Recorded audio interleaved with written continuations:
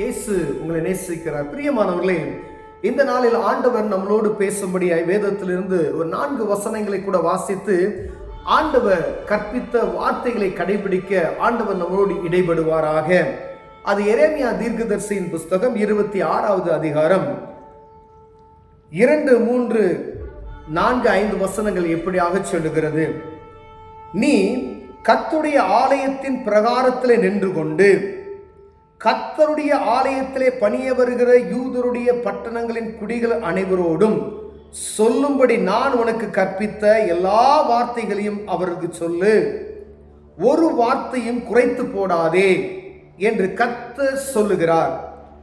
அவர்கள் செய்கைகளுடைய பொல்லாப்பின் நிமித்தம் நான் அவர்களுக்கு செய்ய நினைக்கிற தீங்கு நான் மனஸ்தாபப்படத்தக்கதாக ஒருவேளை அவர்கள் கேட்டு அவர்கள் தம் பொல்லாத வழியை விட்டு திரும்புவார்கள். நீ அவர்களை நோக்கி, நான் உங்களிடத்திற்கு ஏற்கனவே அனுப்பி கொண்டிருந்தும் நீங்கள் கேளாமல் போன என் ஊழியக்காரராகிய தீர்க்கதரிசிகளின் வார்த்தைகளை நீங்கள் கேட்கும்படிக்கும், நான் உங்கள் முன் வைத்த என் நியாயப்பிரமாணத்தின்படி நீங்கள் நடக்கும்படிக்கும் நீங்கள் என் சொல்லை கேளாமல் போனால், நான் இந்த ஆலயத்தை சீலோவை போலாக்கி இந்த நகரத்தை பூமியில் உள்ள எல்லா ஜாதிகளுக்கு முன்பாகவும் சாபமாக்கி போடுவேன் என்று கர்த்தர் உரைக்கிறார் என்று சொல் என்றார். பிரியமானவர்களே, ஆண்டவரும் கர்த்தருமாய் இருக்கிறவர் எரேமியா தீர்க்கதரிசியிடம் அவருடைய பிள்ளைகளை பார்த்து, அவர் தெரிந்து கொண்ட முன்குறித்த அவர்களை பிள்ளைகளை பார்த்து இந்த தீர்க்க தரிசன வார்த்தைகளை அவர்களுக்கு உரை. ஏன் அப்படின்னு சொன்னா, ஆண்டவருடைய ஆலயத்துக்கு வரக்கூடிய பிரகாரங்களில் நின்று, மேடைகளில் நின்று, பிரசங்க பீடத்தில் நின்று, அங்கு வரக்கூடிய ஆலயத்துக்கு வரக்கூடிய அனைத்து மக்களோடும் நீ சொல்ல வருகிற இந்த காரியத்தை அவர்களுக்கு சொல்லு. என்ன சொல்லு அப்படின்னா, நீ நியாயப்பிரமாண புஸ்தகத்தை நீங்க கடைபிடிக்கணும், ஆண்டவருடைய வார்த்தைக்கு நீங்க செவி கொடுக்கணும், அப்படின்ற நியாயப்பிரமாணத்தின்படி நீங்க நடங்கள் என்று சொல்லு அப்படின்னு சொல்லுகிறார்.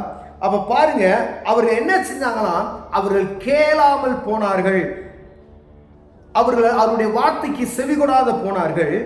அவர்கள் செய்கைகளை, ஒருவேளை அவர்களுக்கு நான் செய்ய நினைத்த தீங்க நீ சொல்லு அவங்ககிட்ட, ஒருவேளை அவங்க செய்த பொல்லாப்புகளுக்கு நான் செய்ய நினைக்கிற தீங்க நான் செய்யாதபடிக்கு நான் என்ன ஒருவேளை மனஸ்தாபப்படுவேன். அவங்க அந்த வார்த்தைகளை கேட்டு அதன்படி நடக்கும் பொழுது எந்த ஒரு மனுஷனும் எந்த ஒரு மனுஷையும் கர்த்தருடைய சத்தத்துக்கு செவி கொடுத்து ஆண்டவர் அவரே ஒரு ஒரு வாய்ப்பை உண்டாக்கி கொடுக்கிறார். பிரியம், நீ போய் ஆலயத்தில் சொல்லு, நான் சொன்ன ஒரு வார்த்தையை நீ என்ன செய்யாத, தள்ளி போடாத, நான் என்ன சொன்னேனோ அதை சொல்லு, நியாயப்பிரமாண புத்தகத்தை நீ கடைபிடி, ஆண்டவருடைய வார்த்தைக்கு நீ சரியாய் செவி கொடு, இல்லைனா அப்படின்னு சொல்லிட்டு, ஒருவேளை நான் மனஸ்தாபப்பட்டு என் ஜனங்களை என்ன செஞ்சிருவேன், நான் காத்து கொள்ளுவேன்.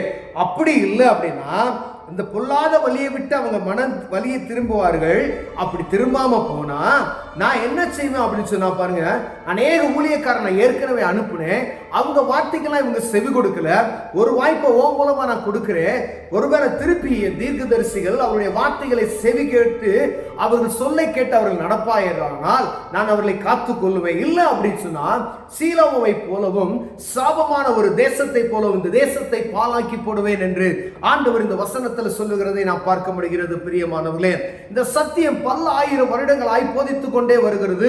கிறிஸ்து பிறந்தது நிமித்தம் பிற்பாடு 2025 வருடங்கள் சகல ஜனங்களுக்கும் இந்த வார்த்தை அறிவிக்கப்பட்டு கொண்டிருக்கிறது நாம் அறிந்திருக்கிறோம். பிரியமானவர்களே, நம் ஆலயங்கள்ல போதகர்கள், மேய்ப்பர்கள், சுவிசேஷர்கள், எத்தனையோ பிரசங்கிமார்கள் ஆண்டவருடைய சத்தத்தை நமக்கு போதித்துக் கொண்டே இருக்கிறார். என்ன போதிக்கிறார்கள்? கர்த்தருடைய சத்தத்துக்கு செவி கொடுங்க, நியாயப்பிரமாண புஸ்தகத்தை கடைபிடிங்க, இந்த வேத புத்தகத்தை வாசிங்க, இந்த வேதத்தில் உள்ளவைகளை வார்த்தைகளுக்கு நீங்க செவி கொடுத்து நடங்கள் என்று. ஆனா யாராவது இந்த வார்த்தைக்கு கட்டுப்பட்டு நடக்கிறோமா என்று பார்க்கும்படியாய் அழைக்கப்படுகிறோம். பிரியமானவர்களே, இதே வசனத்தை நாம கேட்டுக்கொண்டே தானே இருக்கிறோம், இதே பிரசங்கத்தை நாம் கேட்டுக்கொண்டே தானே இருக்கிறோம். ஆனாலும் இருதய கடினத்தின் நிமித்தமாய் நாம் என்ன செய்யறோம் அப்படின்னா சத்தத்தை மறந்து அப்படி என்று போடப்படி ஆண்டவர் சொல்றாரு, நீ திருப்பி போய் தீர்க்கதரிசியை சொல்லி இதை சொல்லு, ஒருவேளை அவங்க கேட்டு நடந்தா அவங்க மனம் திரும்புவாங்க, நான் செய்ய நினைக்கிற அந்த தீங்கு என்ன செய்ய மாட்டேன்.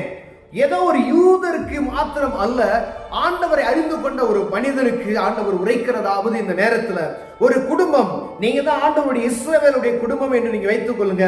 ஆண்டவர் பழைய ஏற்பாட்டின் காலத்தில் எரேமியா தீர்க்கதரிசியை கொண்டு எழுதின வார்த்தை இந்த புதிய ஏற்பாட்டின் காலத்தில் இந்த நாட்கள்ல ஆண்டவர் உங்களோடும் என்னோடும் பேசுகிறார். பிரியமானவர்களே, என்ன பேசுகிறார்? ஒருவேளை சபை இருக்கிறது, ஒருவேளை சபையில அவர்கள் பார்த்துக் கொள்வார்கள் என்று நீங்க நினைத்தீர்களானால் ஒரு தனிப்பட்ட ஒரு குடும்பம் இருக்கிறத வச்சுக்கோங்க.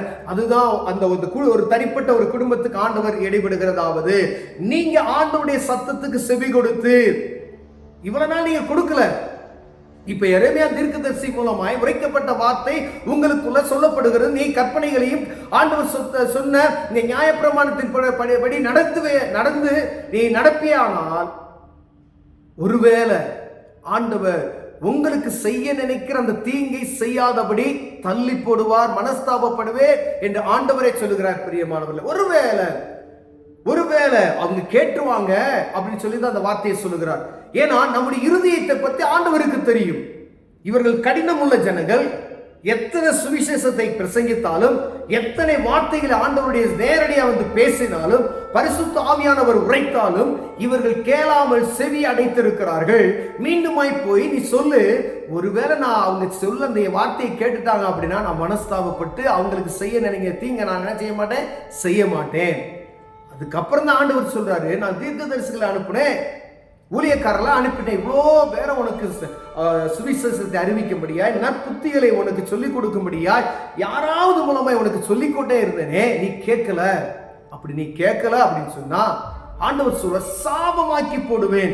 ஒரு குடும்பம் சாபமாய் போடுவதற்கு, தரித்திரமாய் போகிறதற்கு, ஒரு குடும்பம் வியாதியில் அடிமைப்பட்டு போகிறதுக்கு, ஒரு குடும்பம் ஆண்டவருடைய அந்த அற்புதத்தை பெற்றுக்கொள்ளாமல் இருப்பதற்கு, கர்த்தருடைய வார்த்தைக்கு செவி கொடுக்காதபடிக்கு, நம் காதுகளை செவ்வையாய் திறக்காதபடிக்கு இருப்பதே காரணம். பிரியமானவர்களே, ஆண்டவர் ஒரு தனிப்பட்ட மனிதனுக்கும் ஒரு குடும்பத்துக்கும் ஆண்டவர் பேசிக் கொண்டு இருக்கார். இதை பார்த்து கொண்டிருக்கிற அன்பு சகோதரனை சகோதரியே, உங்களோடு தான் ஆண்டவர் பேசுகிறார், என்னோடு தான் ஆண்டவர் பேசுகிறார்.